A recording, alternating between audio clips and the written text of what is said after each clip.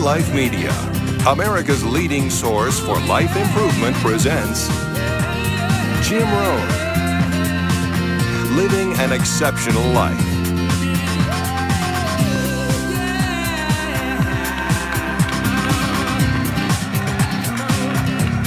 Hey, thank you. How's everybody? Nice to see you. Thanks for coming today. I appreciate it very much, and I'm just delighted to be here. How many of you have never seen me before? This is your first time. Wow, everybody. I keep thinking I'm famous, but I guess, that settles that. Anyway, nice to see you. I've got some interesting ideas to share with you. If you're ready, say I'm ready. And if you'll take some good notes, I got some lists for you to make that you can take home with you and ponder at later times. Some of the things I want to share with you. I was raised in Southwest Idaho. My parents gave me an incredibly excellent start in my life, which I appreciated very much. But I quit school at age 19, unfortunately. My reasoning was, I'm smart enough to get a job. How much smarter do you need to be? And with that shallow thinking, I quit school, age 19, and got a job, went to work. A little while later, got married, started a little family, and I'm struggling and, trying to do my best. But it seems like each year I'm falling just a little bit further behind. Finally, age 25. The climax of my sort of, weariness with where I was, not doing as well as I thought I should. I hear a knock on my door, and I happen to be home alone. When I opened the door, there was a little Girl Scout about this tall selling Girl Scout cookies.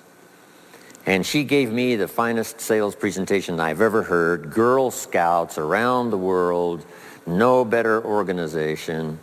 And we've got these cookies, only $2, several flavors. And with a big smile, she very politely asked me to buy. No problem. I wanted to buy. Big problem. I haven't got $2 in my pocket. Now, I'm a grown man. I live in America. I've been to 1 year of college. I'm married. I've got a family. And I don't have $2 in my pocket. And I didn't want to tell her that. So I did what I thought was next best. I lied to her. I said, hey, look, I've already bought lots of Girl Scout cookies. I've still got plenty in the house that we haven't eaten yet. And she said, oh, that's wonderful. Thank you very much. And she leaves. When she leaves, I say to myself, I don't want to live like this anymore. I mean, how low can you get lying to a Girl Scout? That's about as low as you can go.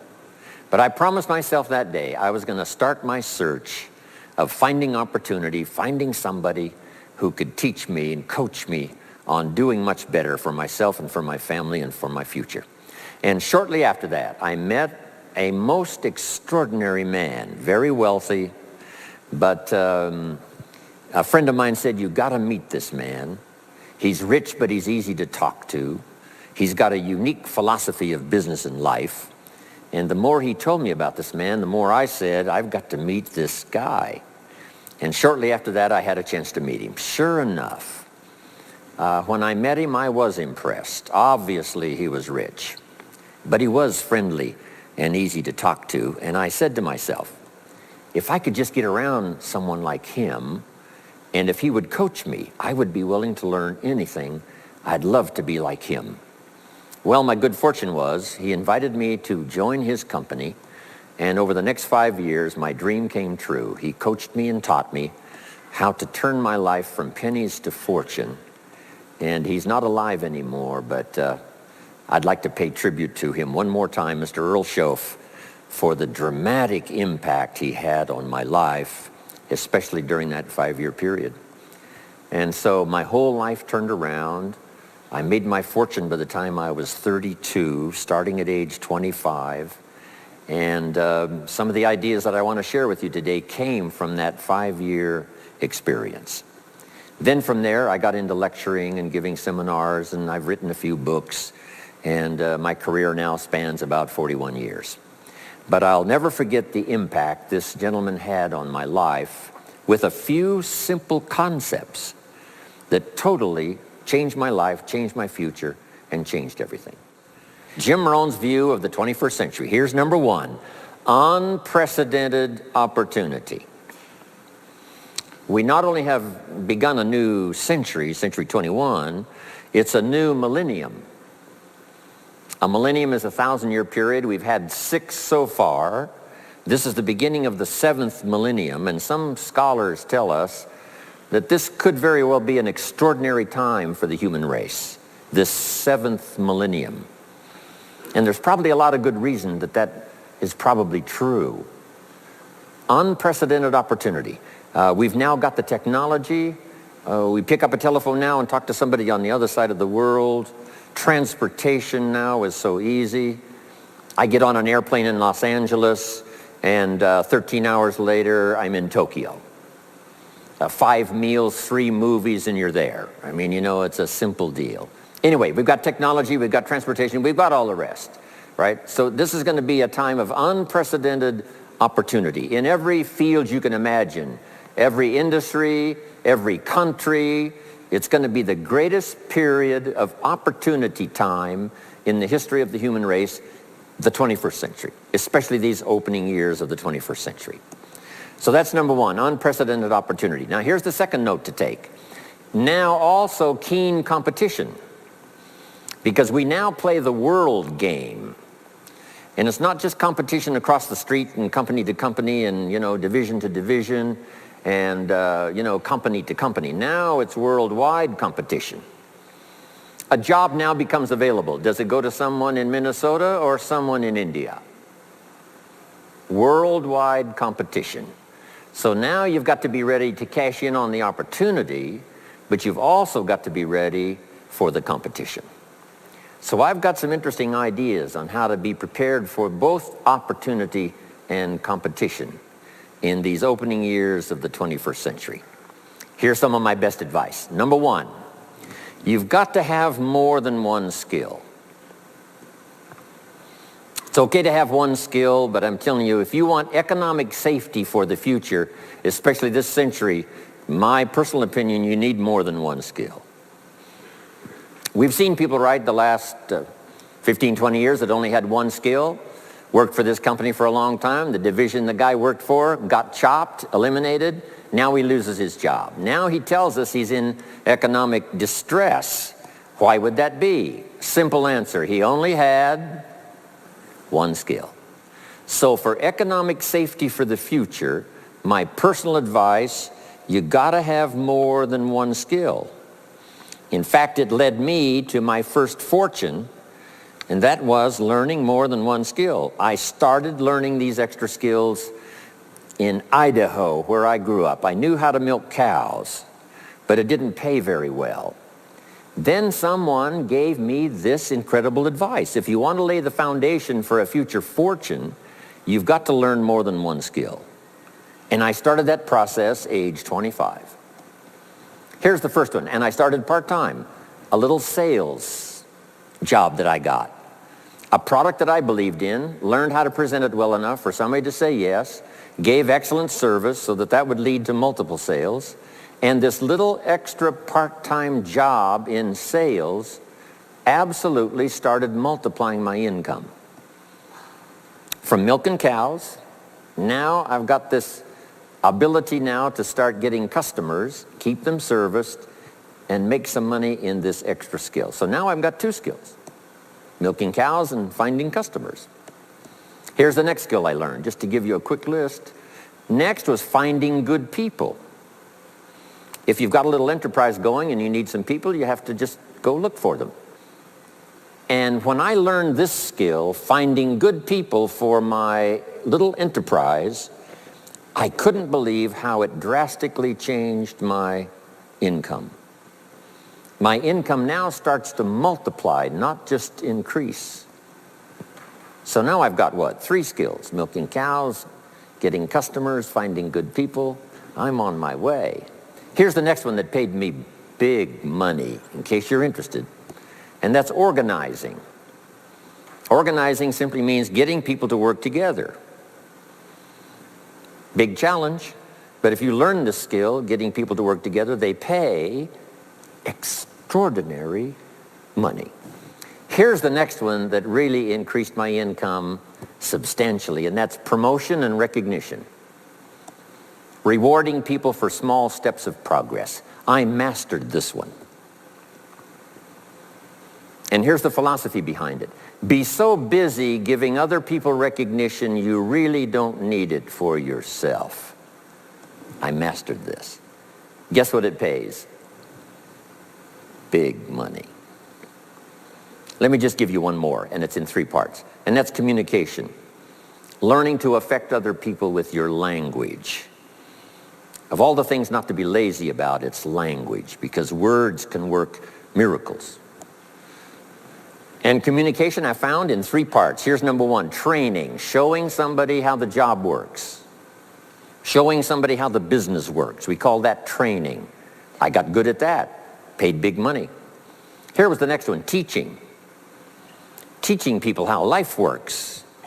Teaching people how to set goals. Teaching how to become a leader, manager, entrepreneur. Stepping up to the higher opportunity and better challenge. This one paid me extraordinary money. But this one paid the best. Learning to inspire. Helping people to see themselves better than they are. So I've got how many skills, right? A big long list. So safety, economic safety for the future, especially the opening years of the 21st century. Learn more than one skill. Here's number 2. It would be good to learn more than one language. Some of my business colleagues who speak 3 or 4 languages earn $3-4 million a year. One of my friends, Leon Weisbein from Russia, I remember when he was making $3 million a year, he spoke 3 languages. Here's what he said, I think I'll learn another language, make another $1 million. Those extra languages are so valuable. When I travel the world, I got to find somebody that knows more than one language or I'm in deep trouble. If you think the time has passed you by to learn that 2nd, 3rd language, make this note. You heard it from Jim Rohn. Give it as a gift to your children. The 2nd language. Maybe that'll inspire them to learn the 3rd language, and then no telling where it might go from there. I asked a school teacher one time, how many languages can a child learn? Here's what she said, as many as you will teach them. They don't lack capacity, they don't lack intelligence, they certainly don't lack curiosity, they only lack a teacher. So you got my good advice now? More than one skill, more than one language, here's the rest.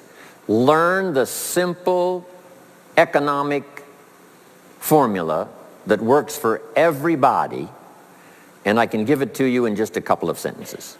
A simple economic formula, kids can understand it, anybody can understand it. Anybody that wants to get paid, here's the language for your notes. We get paid for bringing value to the marketplace. That's as simple as you can put economics. Anybody that wants to get paid.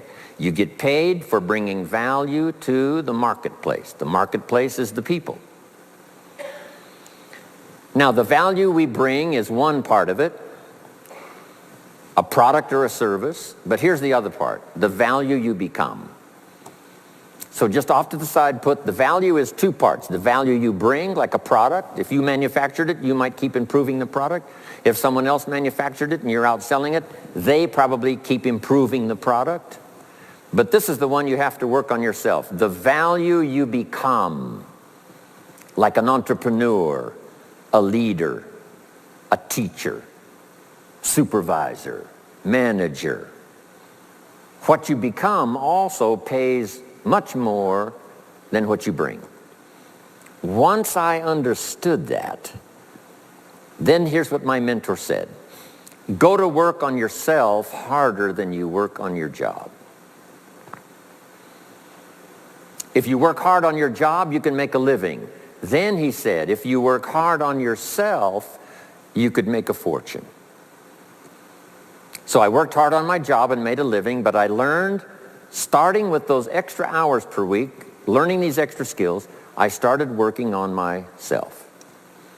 And here's a philosophical phrase everybody should take home. Here it is. Success is something you attract by becoming an attractive person. Success is not something you pursue.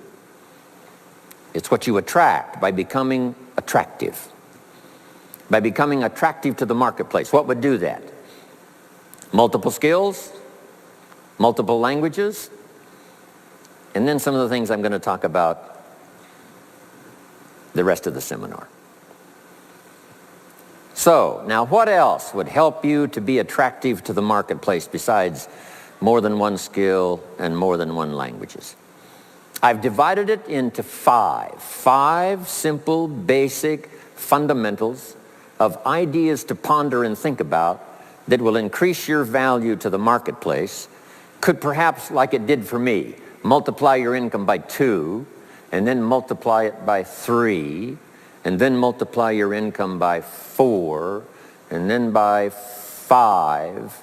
And once you get there, it's not that difficult to multiply it by 10, because all you have to do is make sure you become more valuable and more valuable and more valuable.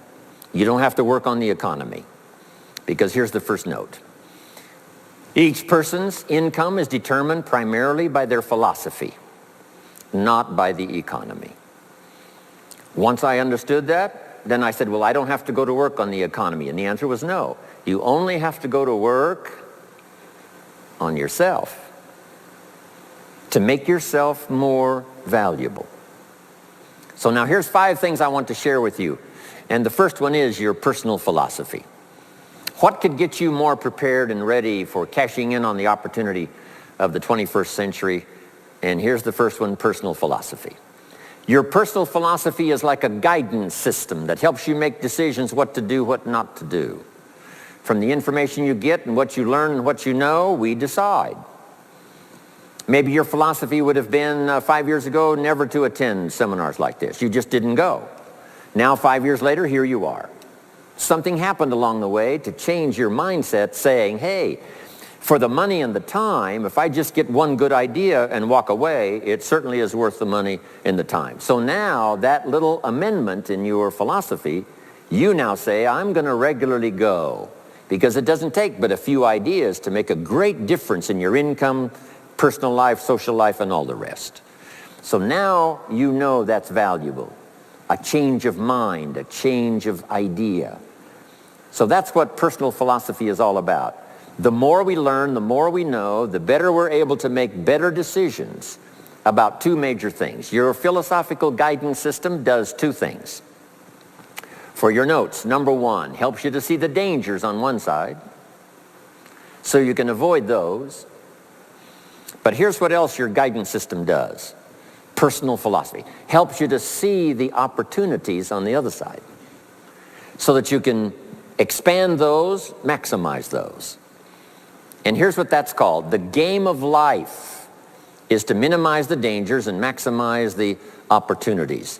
And the more we know and the more we learn, the more experience we gather in sessions like this, from the sermon on Sunday morning to the books we read and all the rest, helps us to keep continually adjusting our philosophical guidance system so that we minimize more dangers, maximize more opportunities. That's really the game of life. I couldn't put it much more simply. So number 1, we're affected by what we know. Now, how do we know more things and learn more things that'll help us readjust our thinking so we can avoid the dangers, maximize the opportunities? Here's number 1, learn from personal experience. One way to learn to do something right is what? First do it wrong, right? Mess up, and then you say, wow, that was costly. I'm never going to do that again. So one way to learn to do it right, first do it wrong. Sometimes a negative experience turns out finally to be positive. They say if you survive your first heart attack, you may now live to be a very old person. Why is that? Well, that first heart attack, if you survived it, is called a wake-up call. And maybe the doctor said, one more of these and you're history. And you said, wow. And you make it for the health food store. And you start reading every book you can find on good nutrition, how to avoid another one of these heart attacks, and you start jogging and start walking and doing all of the stuff, and this total change of lifestyle could now save your life and cause you to live to be a very old person. Here's what my mentor said, that's some of the best advice I ever got. He said, Mr. Rohn, if you will change, everything will change for you. If you'll start making personal changes, your income will change, your health will change, your future will change, everything will change, if you're willing to start making the changes. So sometimes a negative experience now causes us to really make a sudden shift in our philosophical guidance system that says, hey, I'm never going to let this happen to me again. Fantastic. Now here's the next way to learn, and that is to learn from other people's experiences, whether they are negative or positive. It's too bad failures don't give seminars like this. Wouldn't that be good information? Now, we don't want to pay them, so they don't lecture. But their information would be valuable. If you know a guy that's messed up his life for 40 years, you have to say, John, would you spend a day with me? And I will bring my notebook and take good notes. A good-looking guy like you, beautiful family, every reason to do well, threw it all away. Teach me how for the last 40 years you messed it all up. And he tells you, and you take good notes. Learning from the negative side of someone's experience. If somebody tells me these eggs are rotten, I'm not going to make an omelet and try it, right? I'm just going to take their advice and their know-how. So, learn number one from your own experiences, learn number two from other people's experiences. And my mentor taught me to always keep a journal. Here's what he said, don't trust your memory. If you want to live a dynamic life, multiplying your income, multiplying your future, be a good student. If a good idea comes your way, write it down, then ponder it, then perhaps go do it. Okay. Now, your philosophy comes from what you learn, comes from what you know, comes from other people's experiences. 3 ways now to learn from other people. Here's number one, learn from what you see. One of the great watchwords of these early years of the 21st century, pay attention. If you just watch, you can pick up clues. Success leaves clues. And if you'll be a better observer of the winners and the losers, those that are doing well and those that are falling behind, and just take mental notes and good notes and say, I'm going to adjust what I'm doing based on what I see. Here's number 2. We learn so much from other people based on what we hear. Here's good advice on that. Be a selective listener. Listen to voices of value that have experience, ideas, reputation, something valuable to share. Now here's number 3. Read all the books. Now there's millions of books, so you can't read all the books. But make this note.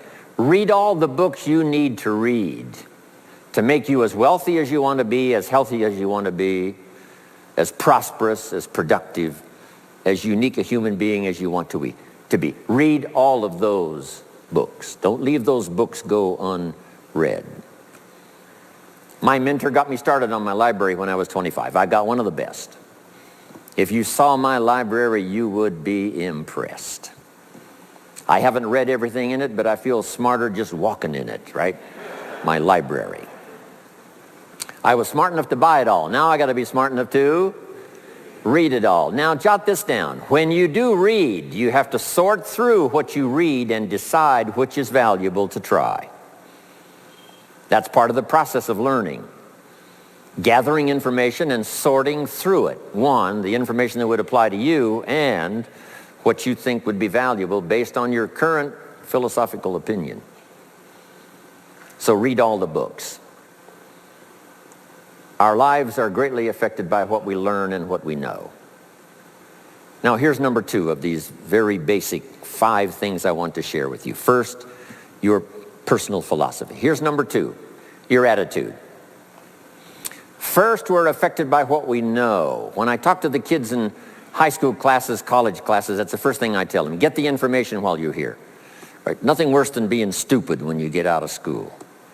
So get the information. Being broke is bad, but being stupid is what's really bad. And what's really, really bad is being broke and stupid. Nothing much worse than that, unless you're sick. Right? Sick, broke, and stupid. That's about as far as you can fall unless you're ugly, right? But surely that would be the ultimate, right? The ultimate negative life. Ugly, sick, broke, and stupid. So learn all you can. We're affected by what we know, so get the information. Don't be lazy in learning. Don't be lazy in going through the books, building your library, coming to classes like this consistently. Some of them will be so dramatic, your life will never be the same. Maybe this is one of those today. Next, we're affected by how we feel, attitude. This is the emotional part. We need the intellectual part to set sail. So as the winds blow, we can still get where we want to go. Redefine, keep strengthening our psychological and philosophical guidance system. But now we're also affected by the emotions. That's the power. And jot these notes down as I hurry along now. 4 things to consider on attitude and how you feel. Here's number 1. It's how you feel about the past.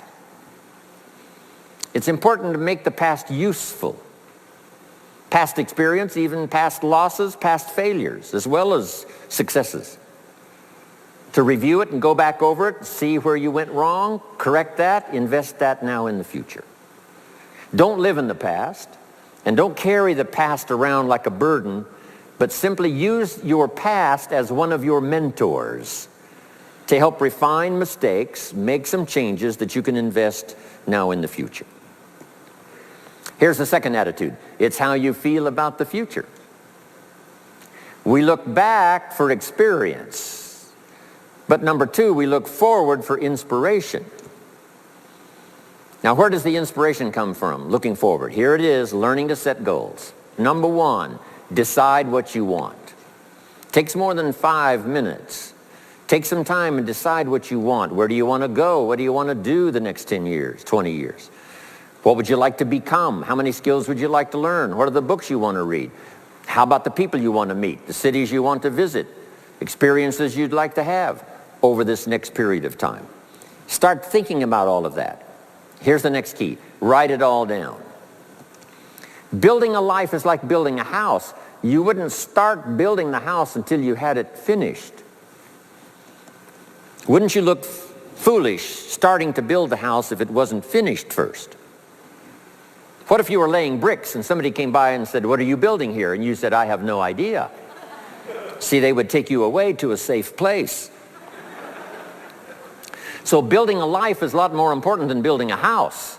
And yet people treat it so carelessly and so casually about planning and making plans for what they want their life to work out to be.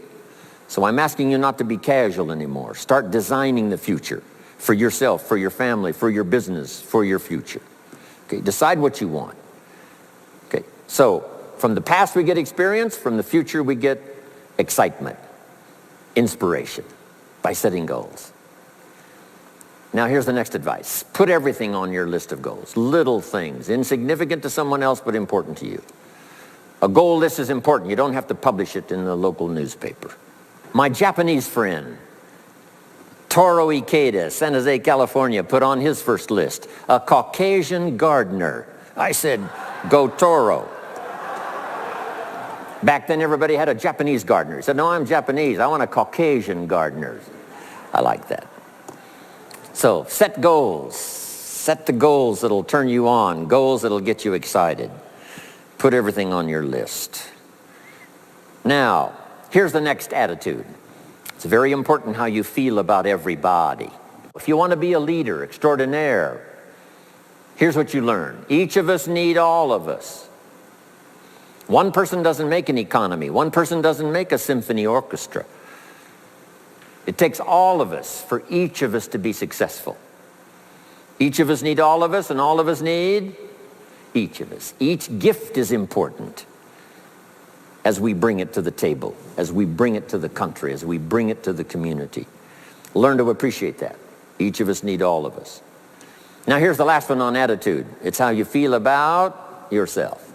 Nothing more powerful than self-confidence to start multiplying your income by 2, by 3, by 5, by 10.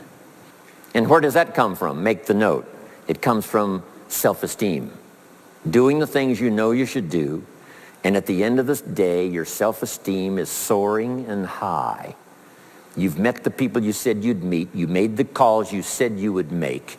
You did the things that you required of yourself to do. And at the end of the day, you feel great about yourself. That is one of the greatest motivating factors for the future, self-esteem, feeling good about yourself. Now let me give you the miracle piece of this formula. If you're ready, say, I'm ready. Here it is. Number 3 is activity. We're affected by what we do. Now we've gotten to the formula of how to turn ideas into reality, how to turn imagination into substance. It's called number 3, activity. So add these notes to it now. Activity is the work. Activity is the labor. You might add labor pains. I'm short on personal experience here, but the mothers in the room would tell us that we know what that's all about, labor pains. Why would an upcoming potential mother be willing to put herself through maybe a rather painful experience? She said, that's an easy answer, and it's for your notes. It produces new life. Why wouldn't she put herself to the labor? Now comes the miracle of new life. And whether it's new career life or new business life or new friendship life or new married life or new life of any kind, it has to come from the work. It comes from the labor. In fact, labor was so important. Here was the original formula for labor. If you have forgotten it, remind yourself. For your notes, 6 days of labor and what? 1 day of rest. Now it's important not to get those numbers mixed up. Why is that? Here's why.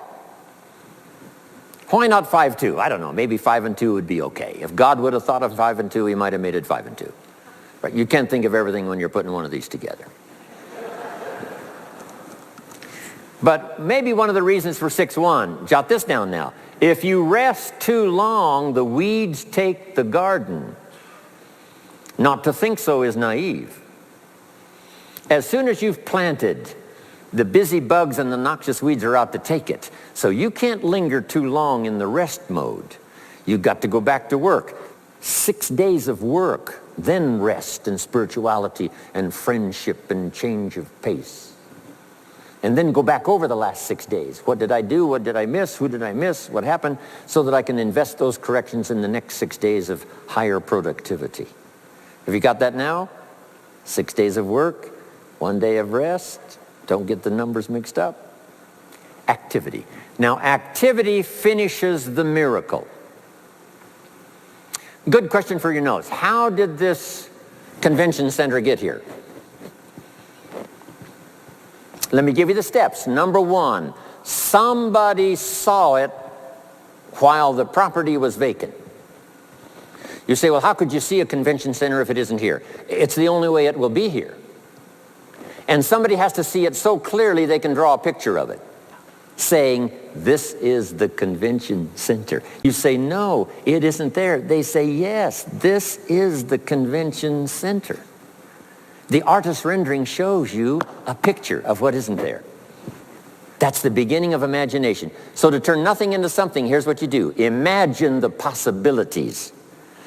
That's why we recommend testimonials for someone to say, hey, I started with pennies and I made a fortune. And when they finish, sometimes they say something like this, if I can do it, what? You can do it. And we start imagining the possibilities. Here's number 2, have faith to believe that some of them are possible for you. And both imagination and faith are powerful forces, but we still don't have a hotel. We still don't have a house.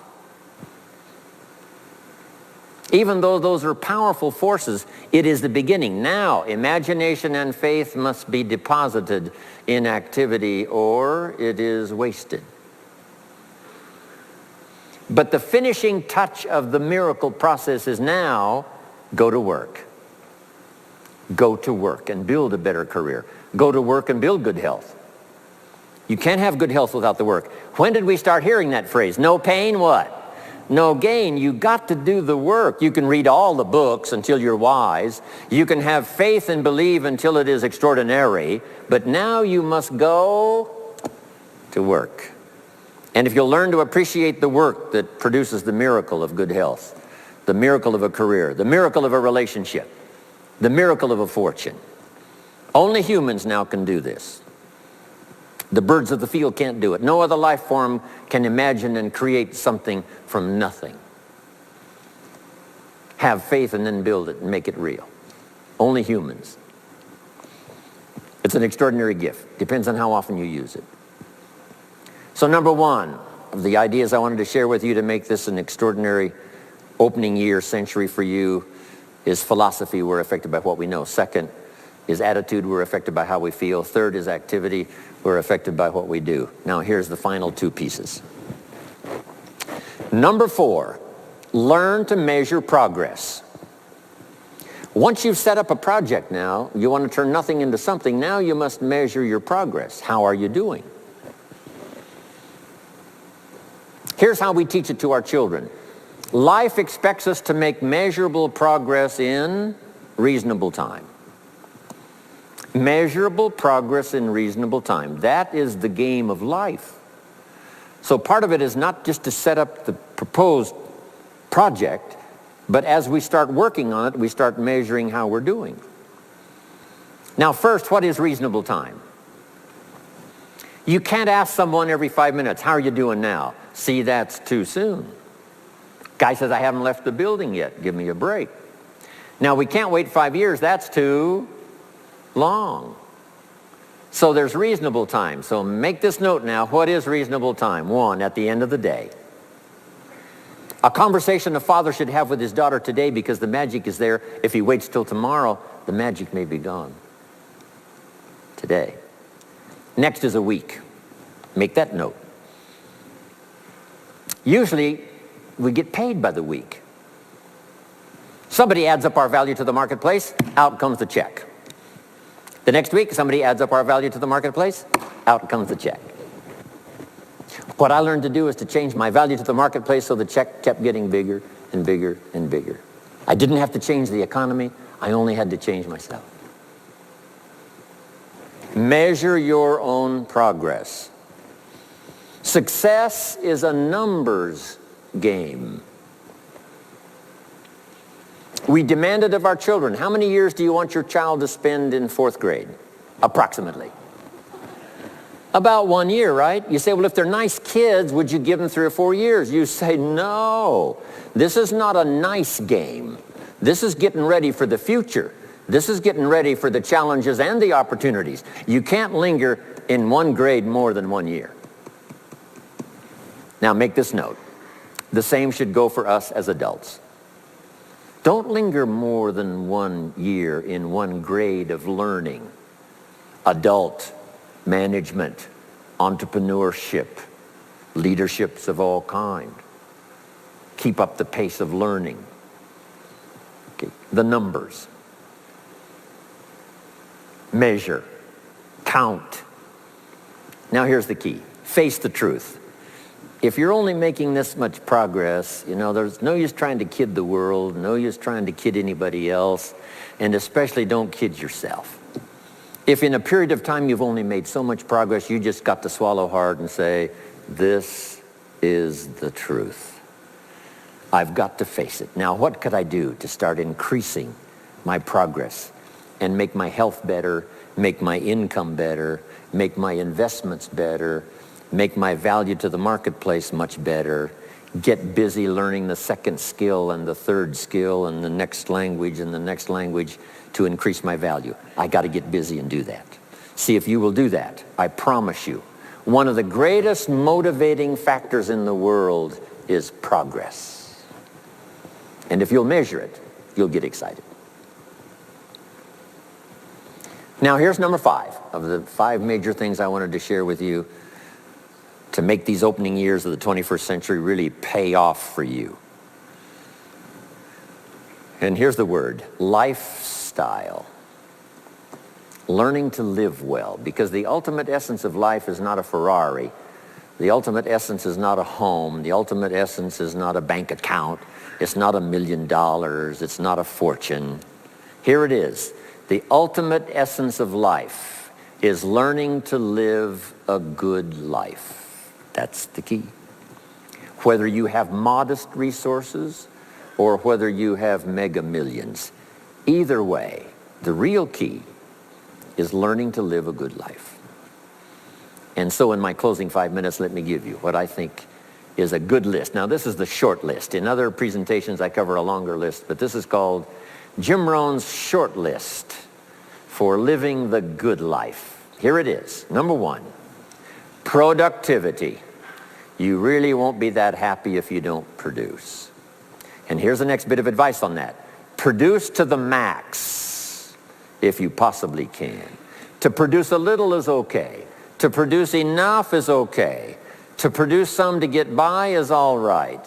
But why not try productivity to the max? Andrew Carnegie, who built the steel industry back in the 30s, here's what Andrew said. I'm going to spend the first half of my life accumulating money. I'm going to spend the last half of my life giving it all away. He got so inspired by that goal that the first half of his life he accumulated $400 million, which back in the 30s was a lot of money. A mega fortune. Guess what he did the last half of his life? He gave it all away. I got a good question for you as we close. Here's the question. What's got you turned on? What's got you up early? What's got you eager to face the day? What's got you inspired to learn the extra skill, put in the extra time, go the extra mile, learn how to work with people, guarantee your future? Good question. Here's number 2, good friends. You got to have good friends. The best support system in the world is good friends. Collect and nourish those as priceless. Good friends are those wonderful people who know all about you and still like you. Those are good friends. Here's number 3, your heritage. What's made America so unique among all the nations of the world and the greatest experiment in the history of the world? And that is the depository of gifts that have come to America over the last 300 or 400 years. The heritage from all walks of life, all over the world. Now the key to keeping America vital and powerful and unique for generations to come is to keep alive these heritages. The music, the dance, the costume, the customs, the literature, the poetry, and all the rest combined together, making us an extraordinary, unusual nation among nations. Keep your heritage alive. Here's number 4, your spirituality. Whatever you believe in terms of spirituality, that's important. And I've got 3 words for you to consider. Here they are. Study, practice, and teach. Whatever you believe in terms of spirituality, study, practice, and teach. Don't leave your spirituality unstudied, don't leave it unpracticed, and don't leave it untaught. It's one of the major components of a good life. And now to close for your notes. Take special care of the inner circle. Family, close friends. Nourish them, they will nourish you. Inspire them, they will inspire you. And take care of the details, the little things that makes it special for family and friends. When my father was still alive, my mother died. My father lived about another 7, 8 years. When I used to travel, I would try to call him while he was having breakfast with the farmers, southwest Idaho. Make a special day. If I'm in Israel, I got to get up in the middle of the night. But I call in the middle of the night, Papa, I'm in Israel. And they would bring him the phone in this little cafe called the Decoy Inn. And Papa would say, Israel, son, how are things in Israel? And he'd talk real loud so everybody could hear. Right? Say, Papa, they gave me a reception last night on the rooftop overlooking the Mediterranean. He'd say, overlooking the Mediterranean. Now he's got a story to tell for the rest of the day. My son called me this morning while I was having breakfast with the farmers. I know he had to get up in the middle of the night. Special days. One more scene. I thought about my father walking down the lane on the farm to the mailbox, opening it up. And this is for your notes. Make sure the mailbox is not empty. My father lived to be 93. What kind of an experience would that be for a day? Age 93, open the mailbox and it's empty. Even if it's just a postcard, make sure the mailbox is not empty. The details, the inner circle. And now here's the last. Maybe, just maybe, some of the things I've shared with you have been seeds that have fallen on your consciousness at the right time. And then if it turns into something valuable for you in the future, that will be well worth my coming, being away from my grandchildren and my children for a little while, to come and deposit the best of my experience with all of you today. Thank you very much. God bless.